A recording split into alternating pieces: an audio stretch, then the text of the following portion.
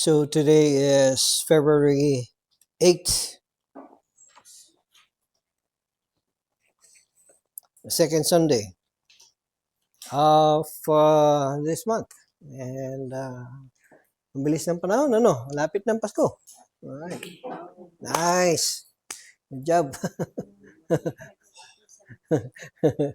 Pasko ng pagkabuhay. Holy Week, malapit na. Okay? And as I have said kanina, earlier, that we are going into a series of study on the cross of Christ. Okay? Para lalo nating maintindihan. Hindi lang natin maintindihan, kundi tanggapin ng buong puso ang the cross of Jesus Christ. Now, ngayong umaga, we are going to look into, actually the title of today's message is about the law versus the cross. Okay? The law versus the cross. Pagka sinabi nating law, ano ba yung unang pumapasok sa isip natin pag sinabi mong batas, law? What comes to your mind? What comes to your mind when you talk about the law? In the first place, bakit may law? Well, what's the point of having the law? Okay? Why is it needed in the first place? Ba? Do you have any idea why we have the law? To keep people in check. So, ganun ba ginagawa ng batas? Habang dumalakad ka ng Session Road. Okay, check. Good yan. Good. Si Dave, good yan. Good. Alright. May nagche-check, di ba? Meron makikita kang may hawak-hawak na ano, di ba? May checklist siya. Mali ang lakad nito Wrong. Anyway, let me give you a picture of the law. Para later on, we'll have an idea why the law is needed. Okay? Like for instance, here in Baguio, mayroong mga zone, may mga area where bawal ang anong tawag doon, yung nagko-cross ng trespass? Hindi, pedestrian, jaywalking, trespassing ka kagad. Ang lalim ng lalim ng crime na gusto mong mangyari agad Okay, trespassing. Jaywalking. Jaywalking muna tayo. Then, later on, binarikadahan nila. Binarikadahan nila yung kalsada to prevent people from crossing the road. So, bawal na ang in-identify nila, actually, in-identify ng Baguio na this sort of way of crossing the road is called jaywalking. Hindi naman hindi pa naman siya jaywalking. Basta, sabi niyang ganyan, sabi ng Baguio, kailangan natin ng i-identify na unsafe itong place where people will be crossing. And so they placed sa maharang. Okay? So that walang makakatawid. Okay? And then, yun yung tawag doon. Yung nagva-violate at gustong tumakbo doon kasi nagmamadali siya Nagmamadali siya. This is the easiest place or way for this guy to reach the other side. Diba? So, tinawid niya. Hinuli siya. Ang charge sa kanya is jaywalking. Yan. Jaywalking ang charge sa kanya. So, keep that in mind yan ang magiging picture natin. So, paano ba na-design ang law? How is the law designed? Let's look at Colossians chapter 2. This is going to be the passage where we are going to dive into para maintindihan natin. So please read along with me. And in him you were also circumcised with a circumcision performed without hands, in the removal of the body of the flesh by the circumcision of Christ, having been buried with him in baptism, in which you were also raised with him through faith in the working of God, who raised him from the dead. And when you were dead in your wrongdoings and the uncircumcision of your flesh, he made you alive together with him, having forgiven us all our wrongdoings, having canceled the certificate of debt consisting of decrees against us, which was hostile to us, and he has taken it out of the way, having nailed it to the cross. When he had disarmed the rulers and authorities, he made a public display of them, having triumphed over them through him. Therefore, no one is to act as your judge in regard to food and drink, nor in respect to a festival, or a new moon, or a Sabbath day, things which are only a shadow of what is to come, but the substance belongs to Christ. Take care that no one keeps defrauding you of your prize by delighting in humility and the worship of the angels, taking his stand on visions he has seen inflated without cause by his fleshly mind, and not holding firmly to the head, from whom the entire body, being supplied and held together by the joints and ligaments, grows with a growth which is from God. We look into this passage and it talks about um, yung separation natin. Okay, it's a separation from the worldly things that consist of yung mga batas, mga bagay na rules na binibigay sa atin. Okay? Now, you need to understand, okay? At the onset of our message, gusto kong maging malinaw ito. Hindi dahil Kristiyano ka na. Okay? Hindi dahil sa kakristyano ka na, exempted ka na sa batas. Okay? Datawid ka na lang dyan sa kalsada at pagka hinuli ka nila dahil sa jaywalking, I'm born again. Ganun ba yun? I'm born again. Don't touch me. Hindi, it doesn't work that way. Okay? So, hindi pa rin. We still need to be under the law of the land. We need to still continue to follow the law of the land. Why? Because this is right. This is right. Kaya nga maraming, may mga ganyan na mga Kristiyano, they don't follow the law of the land because they think in their mind that they are above the law because of being a Christian, being a child of God. Okay? Pero still, continuing with the word, if you believe in the word of God as true, the word of God tells us to continue submitting to the law of the land. Okay? Walang sinabi dito sa Bible na dahil Kristiyano ka na, dahil born again ka na, don't follow the law. Walang nagsabi ng ganun. Still continue to follow the law, right? So that, why? Bakit kailangan nating sundin pa rin ang batas ng mundo? O kung saan man tayo na nakalagay. Like for example, here in the Philippines, may mga set of laws. Bakit kailangan sundin natin yung mga batas ng Pilipinas? Anybody? Una, because it is right. Pangalawa, it is a right reflection of who we are in Christ Jesus.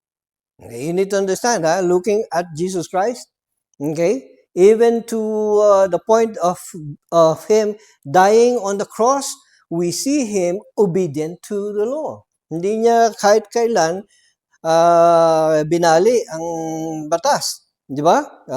Naging law na magbigay ng pera. Anong ginawa niya? He still continued to pay his taxes. Di ba? Hindi dahil Kristiyano tayo, we don't pay our taxes.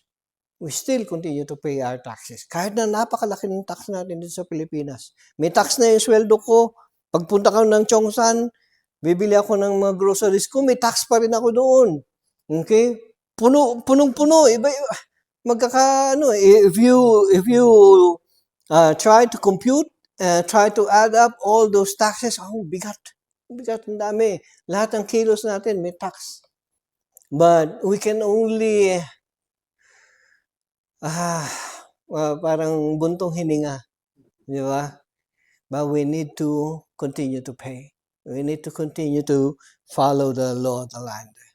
Okay? All laws are designed to function according to identified morality of a community. So, ibig sabihin here in the Philippines, most especially here, like for palitin natin yung vicinity natin, Baguio City. In Baguio City, there are identified things, laws that we ought to succumb to follow. Okay? Kasi ito yung tama, ito yung isinaad ng batas. And it so happens that many of our so-called laws of the land talk about or refer to the morality of the community, the morality of the people in that community. Okay, when you talk about morality, it has something to do with what is commonly good in a community.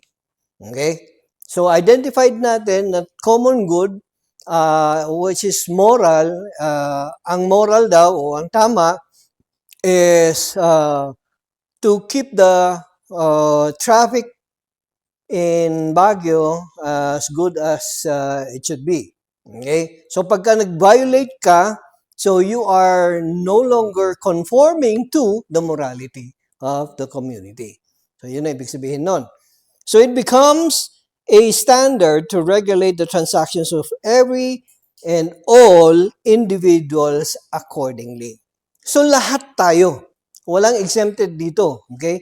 Walang exempted. Like for example, going back to the law on crossing the street. Okay? Meron dito Meron dito, di ba? Doon sa tapat ng Chongsan, dito sa palengke. Ang senior citizen, pwedeng tumawid doon. Pero alam ko, sinara na yata nila yun Kasi, hindi pa ba? Pwede pa rin tumawid doon? Pwede. Pero somehow, it's not good. Why? Kasi, nakakaano yun nakakasagabal.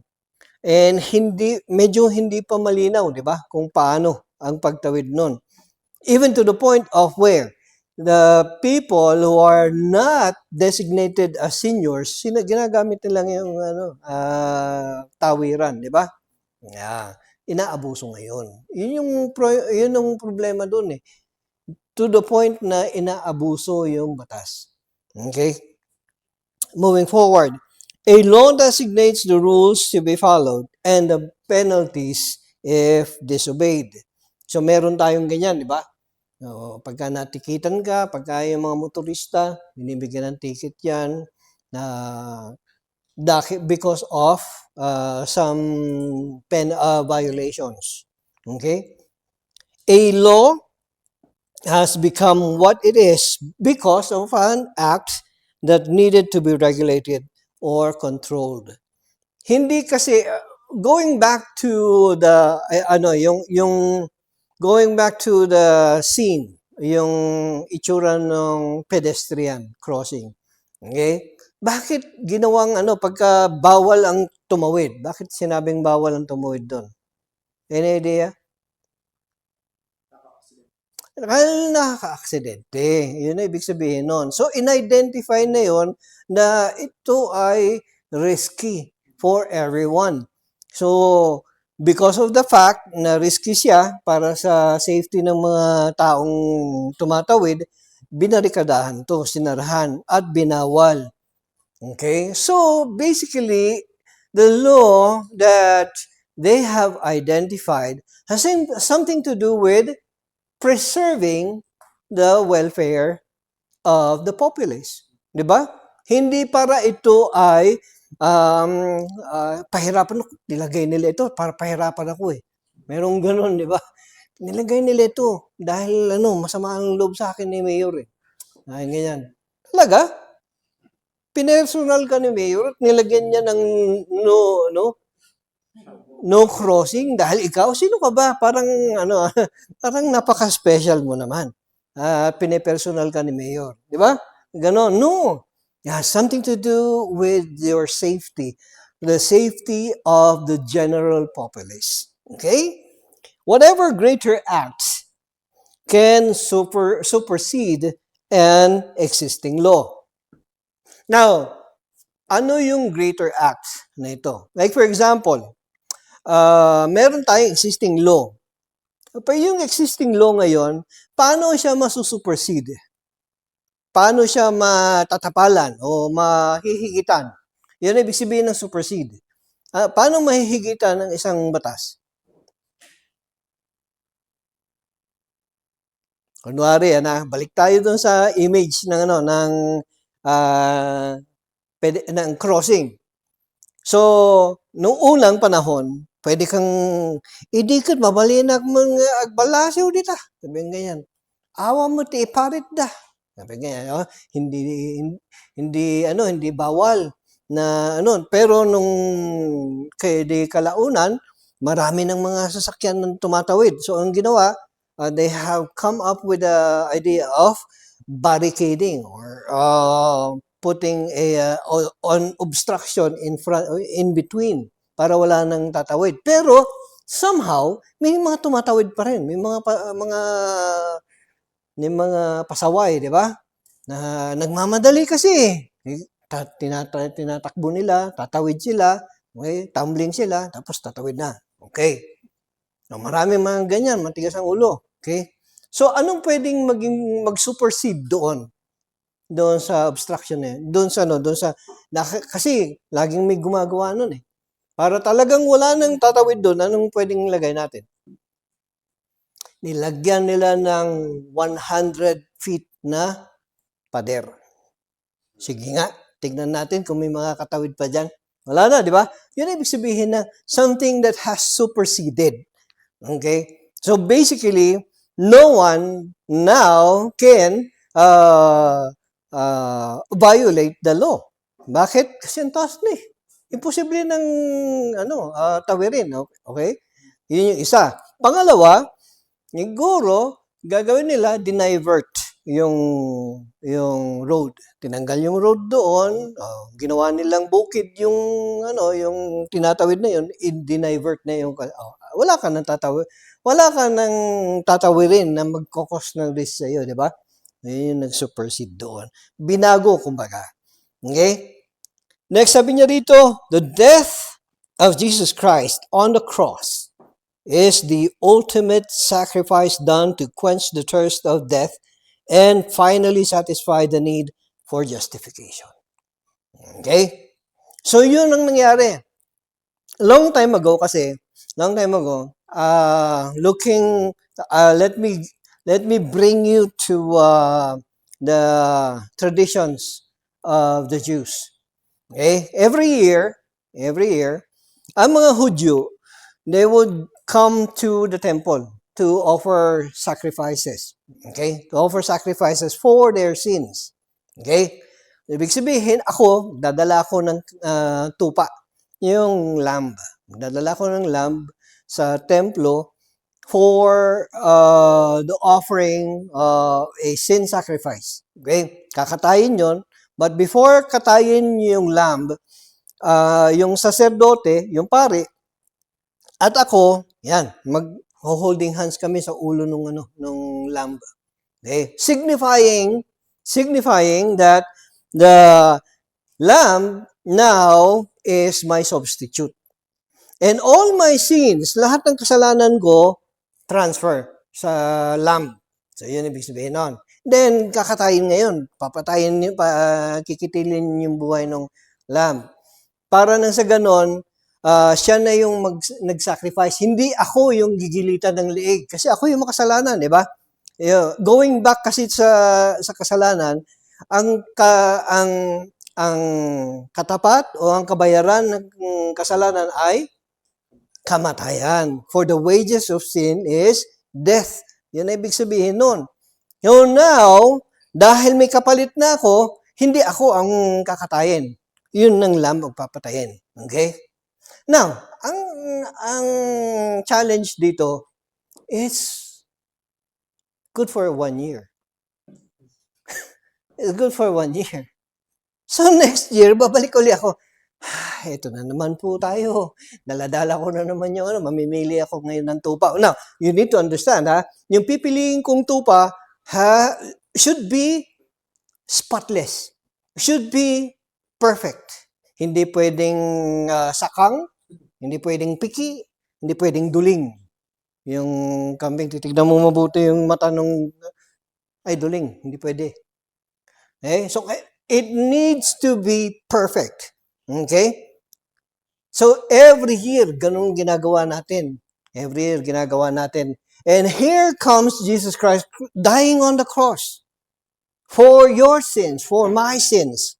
Quenching, sabi niya dito, quenching the thirst of death. That is how death is so thirsty. All of us, actually, all of us, we are all bound to hell because of our sins. Ngayon, tinapos na because of what Jesus Christ did upon the cross. Okay? Now, sabi niya dito, the eternal effect of the cross should drive a person to pursue God. Again, the eternal effect of the cross. What is the effect of the cross in the first place? Ano ba epekto ng cross sa atin?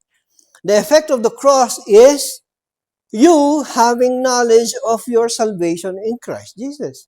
Someone died. Someone hung on the cross. He died on that cross for your sins, for my sins. Yun ang epekto nito has something to do with my realization of who I am in Christ Jesus. Okay? So, tignan natin yung effect nito. Tignan natin yung effect. The eternal effect of the cross of Jesus Christ. Number 1, removed in sin. We are removed in sin, circumcised in the Spirit. In verse 11, going back to Colossians chapter 2, Colossians chapter 2, verse 11, sabi niya dito, and in Him, you were also circumcised with a circumcision performed without hands. Ibig sabihin, we are all mature here, okay? We are all mature. And when you talk about circumcision, ang ganda ng word na circumcision sa English, di ba? Pero sa Tagalog, tuli. Tuli. Parang iyak. Tuli. Okay, so sinong tinutuli? Siyempre, lalaki. Okay? Lalaki tinutuli. Alright. So, pagka tinutuli kasi, there is a foreskin that is removed. Ito yung tinatanggal na foreskin and it is thrown away. Now, ibig sabihin, when you are made tuli, ang mangyayari sa iyo, you are circumcised, you are taken apart from the world. You are separate, you are special. Okay? Sabihin mo dun sa katabi mo, special ka. Hindi, huwag mong sabihin special child ka. Special child. Hindi. Special ka. Sabihin mo ganyan, special ka. Yes, we are. We are special. Dahil tuli ka na? Ganun ba yun? Okay. So, the Bible, in Colossians chapter 2 specifically, it talks about something else. It talks about spiritual circumcision. It has something to do with the removal. Yeah, going back to yung ating pag-aaral, it is the removal, being removed in sin, circumcised in the Spirit. Okay? So, ibig sabihin, we were removed. How? How were we removed from sin? Pangalawa, rendered dead. Sabi niya dyan, rendered dead, baptism, and spiritual death. Going back to verse 12 naman. Verse 12, the same passage, sabi niya, having been buried with Him in baptism, in which you were also raised with him through faith in the working of God who raised him from the dead. Okay, it has something to do with Jesus Christ dying on the cross. For us, believing what he did on the cross is for me. It is for you.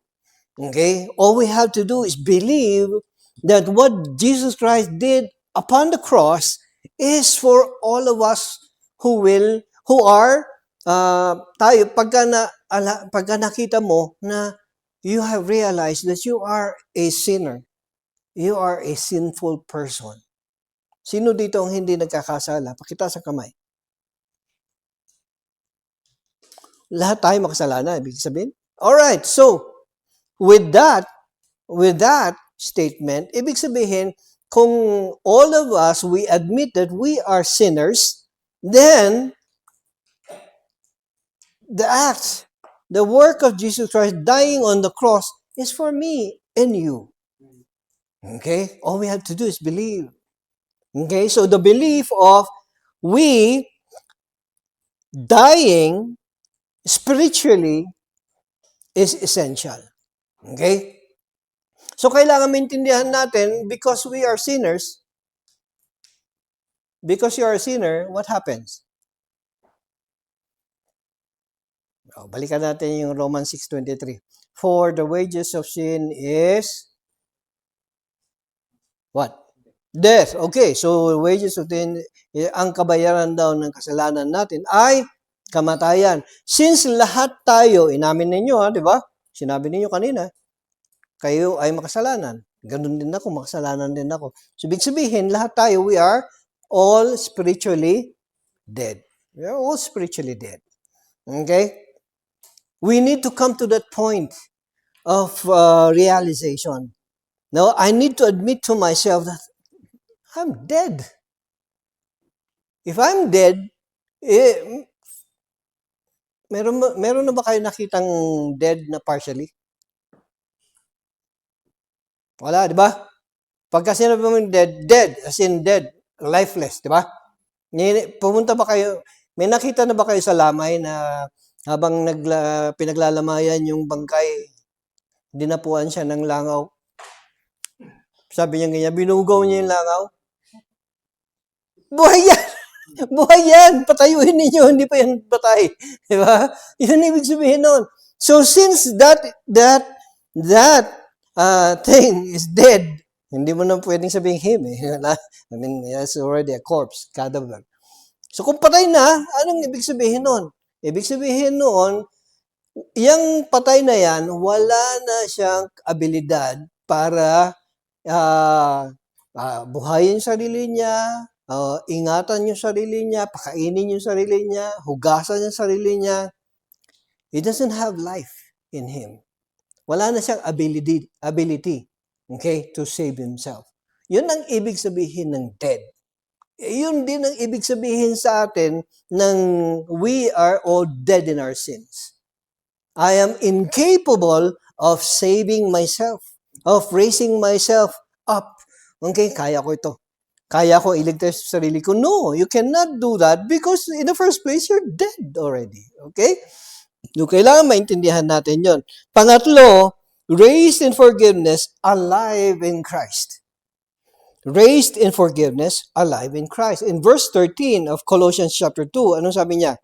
And when you were dead in your wrongdoings, very detailed. Sabi ni Apostol Pablo, when you were dead in your wrongdoings and the uncircumcision of your flesh, He made you alive together with Him, having forgiven us all of our wrongdoings. We were forgiven. We were forgiven. Okay? All we have to do is accept that forgiveness. We were forgiven already. To take effect, magiging effective lang ang salvation if we come to acknowledge that we are sinners. Okay? Kasi in the first place, the act of Jesus Christ dying on the cross has already forgiven us from our sins. Okay? all we have to admit to ourselves is that we are sinners, we are dead in our sins, we are unable to save ourselves. Okay? Kasi kung hindi pa rin at sinasabi pa rin natin sa sarili natin na nope, kaya kong iligtas yung sarili ko. This means that you do not trust Jesus Christ who died on the cross for your sins. So, ibig sabihin, your forgiveness, the forgiveness of Jesus Christ for you is not 100%. Okay? So, yun na ibig sabihin ng eternal effect nito. Ito yung effect na dapat na mangyari. Yung realization natin, acknowledgement. So, my response, ano yung response ko? So, ngayon na naalaman ko, di ba? Now, ang tanong dito, what is my response to the cross of Christ? How should you respond to the cross of Christ? Number one, remain separate from sin. Remain separate from sin. Okay? Pagka sinabing remain separate from sin, ano ibig sabihin nito? You were already renewed, di ba? Tinubos ka na sa iyong mga kasalanan. Bakit ka pa bumabalik? Yun ang tanong dun. Tinubos ka na sa iyong mga kasalanan, itong masakit ngayon. Kasi maraming Kristiyano, alam nila na they were now taken away and saved. They were already redeemed from their state of being sinful. So dapat, you need to remain clean, di ba? Parang ganyan, parang yung maalala yung paslit pa tayo pagpasok natin ng bahay. Ang dumi-dumi natin, puro putik tayo. Okay? And then, what did what did your parent do? Whack! Palo! Whack! Pinalo, hinampas. Okay? It's different with God. It's different with God. We now come before God and then we were cleansed. Okay? We were redeemed. We were cleansed thoroughly. Okay? Nilinis tayo. Yun ang ibig sabihin nun. So now na malinis ka, ngayon na nilinis ka na, anong gagawin mo? Whee! Balik ka ulit na sa putik, di ba? Maraming ganun. Kulit, di ba? Linis na yun mo, bumalik na nun. Nagtampisaw ka na naman. At maraming ganyan. Maraming ganyan. They disregard the cleansing power of Christ in them of the cross of Christ. Okay? Let's look at Philippians chapter 3. Verse 3, for we are the true circumcision, sabi ni Apostol Pablo, who worship in the Spirit of God and take pride in Christ Jesus and put no confidence in the flesh. Sino daw yung who are the true circumcision? Those who do not have confidence in the flesh. Ibig sabihin, I can do things. I can do good things. Okay? I can do good things. But the good things that I do will not save me. Okay? What saves me is the fact that Jesus Christ died on the cross and it's already finished. Ultimate na yun. Tapos na. Okay? So yun ang ibig sabihin ni Apostol Pablo. Pangalawa, regard renewal in Christ always. Ibig sabihin, every morning when you wake up, hindi ka dapat, walang pagdududa dapat sa'yo na save ba ako? Meron ganun, di ba? Nagising ba siya na nagduda na siya? Lalaki ba ako? Babae ba ako? Ano ba ako? They, them, or what? Nagkaroon ng pagdududa, nagkaroon ng question sa utak niya. So, I'm talking about mentality kanina. Pero what about spirituality? It's the same.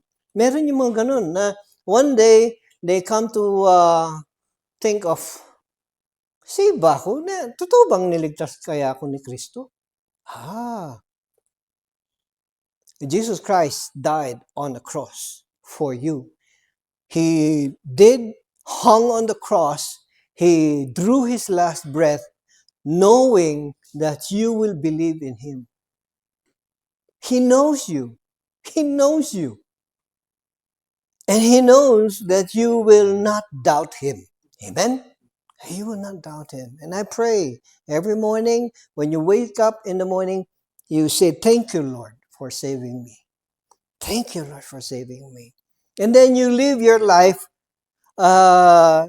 hoping that you will not sin. Hoping that everything that you do will give and render glory to God. Okay? Let's look at this passage in Romans chapter 6. Sabi niya rito, knowing this, sabi ni Apostol Pablo, knowing this, that our old self was crucified with Him in order that our body of sin might be done away with, so that we would no longer be slaves to sin. Yan. Anong ginagawa ng slave to sin? Ano bang ginagawa ng isang slave sa sin? Di ba pagka slave ka, anong ginagawa mo? Sino nakaranas maging slave dito? Lahat tayo, we were former slaves to sin. Kaya alam natin, anong ginagawa? Sunod-sunuran. Yan.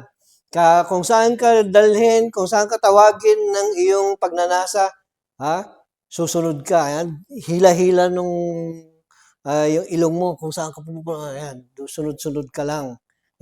If the lust of the flesh calls you, what do? Because you are a slave to sin, you give in. Okay? You have the lust for money. You see money, kay maliit man o malaki yan, you take it. Because you are a slave to sin. Yan ang ibig sabihin ng slave. Okay? For the one who has died is freed from sin. So if you believe that you have died already with Christ, okay? Kasi nung namatay si Kristo, ito yung dynamic niya. Nung namatay si Kristo sa cross, ibig sabihin, we ought to die also in our sins. Okay? Hindi lang naman siya yung namatay doon eh. When He was nailed on the cross, all of our sins were already nailed upon the cross. Yung kasalanan mo, nailed on the cross. Yung kasalanan mo, nailed on the cross. Yung kasalanan ko, nailed on the cross. So, ibig sabihin, dapat tayo, nung namatay si Kristo, patay na rin tayo sa ating mga kasalanan. Nailed na eh. Okay, naipako na. Okay, going back, sabi niya again, now if we have died with Christ, we believe that we shall, what? Also live with Him. You see the dynamic? Nung nabayubay sa cross si Jesus Christ, what did they do? Nung nakita nila, patay na, di ba? Tiniyak pa nga ng centurion, di ba? Anong ginawa niya? Tinusok. He was pierced on his side just to see if he's dead. And, okay, confirmed. Patay na yung tinusok niya. Okay? So, nung nakita na patay siya, what happened? They brought him down from the cross. He was brought down from the cross, he was prepared, and he was buried. And in 3 days' time, what happened? On the third day, he rose from the dead. He rose from the dead. It's also the same thing with us. We rise from our death. We rise from our sins. Amen? We rise from our sins. We are resurrected. Ibig sabihin, knowing that Christ, having been raised from the dead, is never to die again. Death no longer is master over him, over Jesus Christ. For the death that he died to sin. Once for all time. Minsan lang. Okay? Minsan lang. Kaya, mali yung idea na ginagawa ng mga kababayan natin sa Pampanga na every year, nagpapapako sila sa cross. Okay? Hinahampas nila yung sarili nila. Pwede bang ako ang humampas? Pwede ako ang humampas? Lalakasan ko. Mahina yung lampas mo eh. Nagpapapako sila. Tapos hindi naman namamatay. Bakit nga eh? Kasi Jesus Christ namatay, di ba? Bakit hindi siya namatay? Pagkatapos noon, after that, they go back to sin. you go back to sin. Nakikita mo, ayan, nagiinuman na sila. Tapos na yung panata nila eh. Balik na sila sa sin. They mock God. They insult God, the creator of the universe. That is wrong. Very, very wrong. So, here, once for all time, but the life that he lives to God. So, you too, tayo rin, sabi niya ganyan, consider yourselves to be dead to sin, but alive to God in Christ Jesus. Yan ang dapat natin i-consider. We are alive. You are alive. I am alive because Jesus Christ is alive. Amen. Pangatlo, rejoice in spiritual rebirth. Okay? Spiritual rebirth. We rejoice every day when we wake up in the morning. It is a rejoicing in our rebirth. Na tayo ay nabuhay na muli dahil kay Kristo na ating Panginoon at tagapagligtas. In Titus 3:5, He saved us not on the basis of deeds which we did in righteousness, but in accordance with His mercy, by the washing of regeneration and renewing by the Holy Spirit. So there is the work of renewing, of washing in our spiritual lives. Okay? May ginawa ang Holy Spirit sa buhay natin. Upang sa ganon, maayos at buo yung ating pananaw at pamumuhay kay Kristo Jesus bilang Panginoon at tagapagligtas. So yan, tatlo yan mga kapatid. Ito yung magiging response natin. This is going to be the response of each and every believer upon the cross of Jesus Christ. Number one, remain separate from sin. We continue to live a sinless life. Pastor, so ibig sabihin, hindi ka na nagkakasala. I do sin. I'm still human. Okay? I still commit sins. Okay? Hindi ako perfect eh. Kasi tao pa rin ako eh. Okay? Ibig sabihin null and void yung sinasabi mo, Pastor. Parang loloko mo naman kami. Hindi. I continue to live this life hoping and believing that what Jesus Christ did on the cross is complete. He has saved me already. All I have to do is live my life, turning away from sin. Kasi ang problema dito, kung yes, you believe Jesus Christ is your Lord and Savior, but you continue to do sin, what happened? You say that what Jesus Christ did is null and void para sa iyo. Okay? For that to take effect in your life, you need to shun away. Stay away from sin. Okay? Yun yung effort natin ngayon. Hindi ka gumagawa ng kasalanan dahil gusto mo ng kaligtasan. Di ba? Okay, tignan niyo yung logic nito. Hindi ako gumagawa ng kasalanan kasi kailangan ko ng kaligtasan. Hindi dapat ganun yun. Dapat, ganito, hindi ako gumagawa ng kasalanan dahil ligtas na ako. Get? Yun. Dahil ligtas na ako. Yung former, pinipilit mo. You're working hard to prove to everyone that you are good. So every day, you bring with you your Bible. Yan. Naglalakad ka, dala-dala mo yung Bible mo para one day, makikita, ting! Merong bilog sa ulo mo, di ba? Yeah. Parang saint. Okay? No, it doesn't work that way. We work to stay away from sin because we are already saved. Yun ang ibig sabihin nun. Pangalawa, sabi niyang ganyan, my response should be to regard the renewal in Christ always. So, ibig sabihin, I will strengthen my relationship with Jesus Christ. How do I strengthen my relationship with Jesus Christ? Through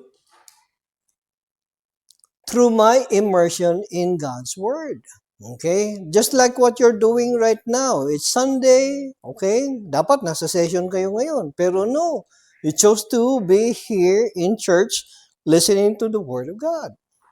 Hindi lang ngayon, within the weekdays, siguro you attend a Bible study. Why? Kasi sabi ni pastor. No, hindi ganun yun.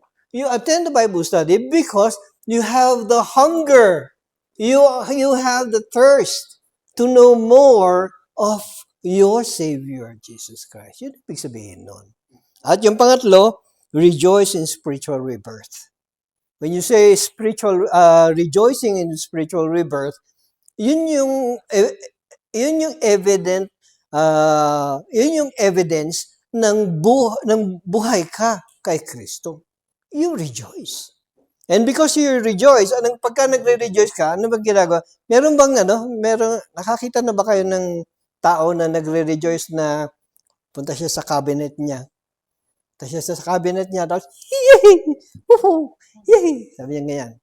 No! Anong gagawin mo? Because of you are rejoicing, what do? You go out. Diba? You go out and you declare to everyone, I am rejoicing in Jesus Christ. And because of that rejoicing, you share to others why you are rejoicing. Why are you rejoicing? Because you are saved. Because you are renewed. Because your Lord and Savior is Jesus Christ Himself. Wow! Yun ang ibig sabihin ng rejoicing. Amen? Amen. Let me conclude today's message.